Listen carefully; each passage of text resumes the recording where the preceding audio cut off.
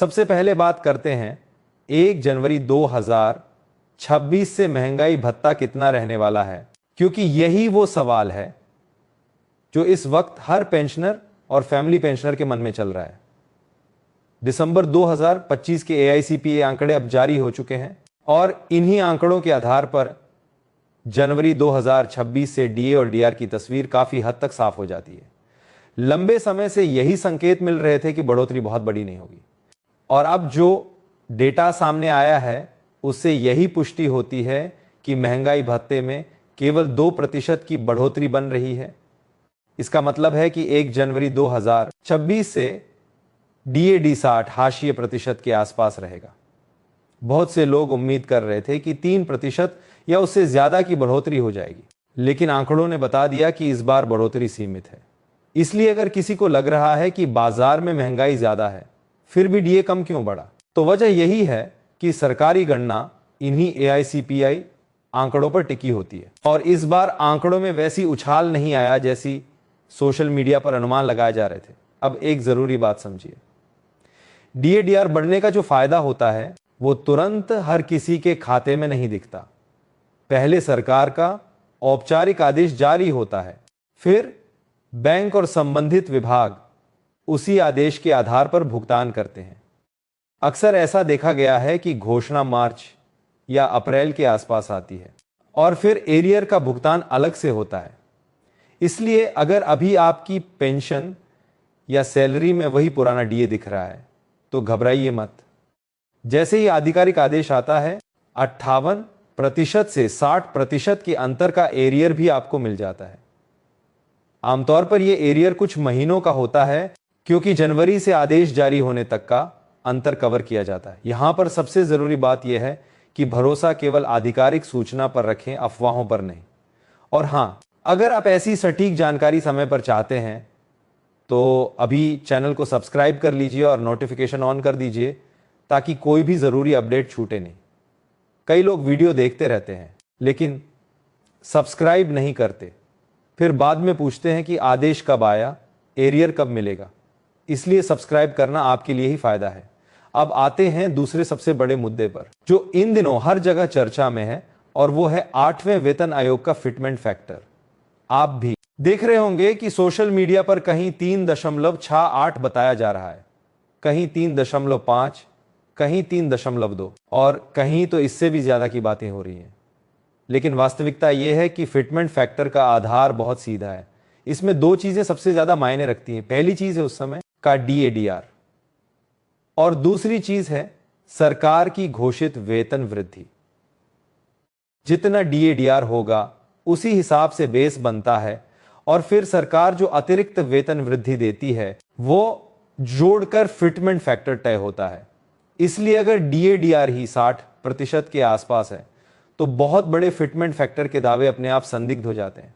जब तक सरकार असाधारण रूप से बहुत बड़ी वेतन वृद्धि घोषित न कर दे। अब 7वें वेतन आयोग का उदाहरण समझ लेते हैं, क्योंकि उसी से तुलना करके लोग अंदाजा लगाते हैं। 7वें वेतन आयोग के समय DA करीब 125% था। उसी आधार पर और सरकार द्वारा दी गई वेतन वृद्धि को जोड़कर फिटमेंट फैक्टर 2.57 बना था। यानी उस वक्त महंगाई भत्ता बहुत ज्यादा था, इसलिए फिटमेंट फैक्टर भी ऊंचा बना। अब मौजूदा स्थिति अलग है। 1 जनवरी 2026 तक DA/D60 हाशिए प्रतिशत के आसपास ही पहुंच रहा है। इसका सीधा असर फिटमेंट फैक्टर पर पड़ता है। इसलिए जो लोग 3.68 या 3.5 जैसे बड़े आंकड़े बता रहे हैं उनसे एक सवाल जरूर पूछिए कि उनका बेस DA कितना मानकर चल रहे हैं और सरकार की वेतन वृद्धि कितनी मान रहे हैं, क्योंकि बिना इन 2 चीजों के कोई भी फिटमेंट फैक्टर हवा में नहीं टिकता। अब थोड़ा गणित वाली बात को आसान भाषा में समझिए ताकि भ्रम खत्म हो। हमारे पास DA/DR का आंकड़ा 60% के आसपास कंफर्म मानकर चल सकते हैं। अब फिटमेंट फैक्टर इस बात पर निर्भर करेगा कि सरकार कुल वेतन वृद्धि कितनी देती है। अगर सरकार 18% वेतन वृद्धि देती है तो फिटमेंट फैक्टर लगभग 1.89 के आसपास आ सकता है। अगर सरकार 25% वेतन वृद्धि देती है तो फिटमेंट फैक्टर 2 के आसपास बनने की संभावना रहती है। और अगर सरकार ज्यादा उदारता दिखाते हुए 35% के आसपास वेतन वृद्धि देती है तो फिटमेंट फैक्टर करीब 2.16 के आसपास जा सकता है। यहां आप खुद देख सकते हैं कि 2.16 भी तभी बन रहा है जब वेतन वृद्धि काफी ज्यादा मान ली जाए। अब सोचिए 2.57 तक पहुंचने के लिए या 3 के ऊपर जाने के लिए सरकार को कितनी बड़ी वेतन वृद्धि देनी पड़ेगी। इसलिए ज्यादा उम्मीदें बनाना आसान है, लेकिन व्यवहारिकता समझना ज्यादा जरूरी है। इसी वजह से यह कहना जरूरी हो जाता है कि 8वें वेतन आयोग से बहुत बड़ा फिटमेंट फैक्टर मानकर चलना फिलहाल वास्तविकता से दूर है। अगर आपको सही तथ्य आधारित अपडेट चाहिए तो चैनल को सब्सक्राइब जरूर करिए, क्योंकि जैसे ही कोई आधिकारिक सूचना आएगी वही सबसे पहले और साफ तरीके से बताई जाएगी। सब्सक्राइब करने से आपको हर अपडेट समय पर मिल जाएगा और आप अफवाहों से बचे रहेंगे। अब एक और बात जो कई लोग भूल जाते हैं वो ये है कि वेतन आयोग लागू होने पर डीएडीआर फिर से 0 से शुरू होता है और धीरे धीरे बढ़ता है। यही कारण है कि वेतन आयोग के शुरुआती महीनों में लोग कहते हैं कि डीए तो 0 हो गया, लेकिन असल में बेसिक बढ़ता है और फिर समय के साथ डीए बढ़ते बढ़ते अगले वर्षों में बड़ा हो जाता है। इसलिए फिटमेंट फैक्टर का जो प्रभाव है वह बेसिक पर पड़ता है और फिर बाकी भत्ते उसी नए बेसिक के हिसाब से आगे बढ़ते हैं। इसीलिए फिटमेंट फैक्टर की चर्चा करते वक्त यह समझना जरूरी है कि यह कोई जादू की छड़ी नहीं है, बल्कि तय नियमों पर आधारित गणना है। और जो लोग बिना आधार के बहुत बड़े आंकड़े बताते हैं वे अक्सर आपकी उम्मीदों को बढ़ाकर बाद में निराशा छोड़ देते हैं। इसलिए बेहतर यही है कि आधिकारिक दस्तावेज और विश्वसनीय गणना पर भरोसा रखें। अगर आपको ये बात उपयोगी लग रही है तो वीडियो को लाइक कर दीजिए और शेयर कर दीजिए, ताकि ज्यादा से ज्यादा पेंशनर और फैमिली पेंशनर्स तक सही जानकारी पहुंचे। और हां, चैनल को सब्सक्राइब करना मत भूलिए, क्योंकि आगे इसी विषय पर जैसे जैसे नए आदेश और नई जानकारी आती जाएगी आपको अपडेट लगातार मिलता रहेगा। अब चलिए कुछ जरूरी सवालों और समस्याओं की बात करते हैं जो पेंशनर्स और फैमिली पेंशनर्स रोजमर्रा में झेलते हैं। सबसे पहला सवाल अक्सर लाइफ सर्टिफिकेट से जुड़ा होता है। मान लीजिए किसी फैमिली पेंशनर ने नवंबर में लाइफ सर्टिफिकेट जमा किया, लेकिन गलती से वो रिजेक्ट हो गया और फिर दिसंबर की पेंशन रुक गई। ऐसे में अगर 5 जनवरी 2026 को दोबारा लाइफ सर्टिफिकेट जमा किया गया तो आमतौर पर उसे सिस्टम में अपडेट होने में कुछ दिन लगते हैं। आप 1 हफ्ते से लेकर 10 दिन तक का समय मानकर चल सकते हैं, लेकिन केवल इंतजार करना पर्याप्त नहीं है। आपको स्टेटस चेक करना चाहिए कि लाइफ सर्टिफिकेट स्वीकार हुआ या नहीं और ड्यू डेट सही तरीके से अपडेट हुई या नहीं।